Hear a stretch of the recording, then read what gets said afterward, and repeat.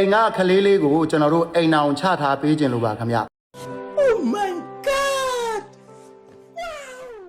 အဲ့ဒါကြောင့်မို့လို့ကျွန်တော်တို့အိမ်မှာယောက်ျားလေးတယောက်ပေါ့နော်အလုပ်ခေါ်มาဖြစ်ပါတယ်အသက်ကတော့မိမ16နှစ်ကနေပြီးတော့22နှစ်လောက်ထိပဲနော်ဘာဖြစ်လို့ဆိုတော့အသက်တအားကြီးကြီးသွားလို့ရှိလို့ရှိရင်ကျွန်တော်တို့ကလေးနဲ့အသက်တအားกว่าသွားမှာဆိုလို့လေ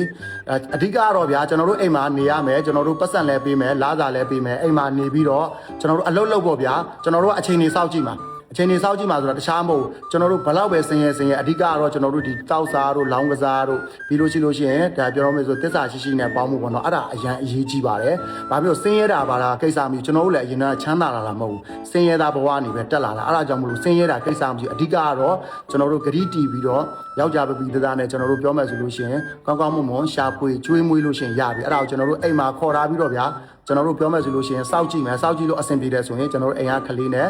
ကျွန်တော်တို့ကိုယ်တိုင်ပေါ့နော်မင်္ဂလာဆောင်ပေးမယ်နော်အဲ့ဒါကြောင့်မလို့အခုကျွန်တော်လားစာဟိုကကျွန်တော်ဒီမှာလာမယ်ဆိုလို့ရှိရင်ထိတ်ဆုံးလာလုံးကျွန်တော်1000ပေးမယ်အဲ့ဒါကြောင့်မလို့ဒီ comment အောက်မှာလုံးမဲ့လူများရှိလို့ရှိရင်ပေါ့နော် comment အောက်မှာကျွန်တော်ကို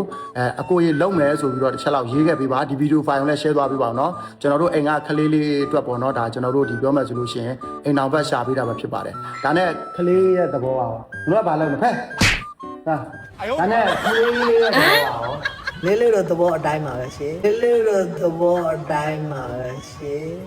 မောင်လေးမမဆောက်နေမနော်ဒီကဆောင်နေသူ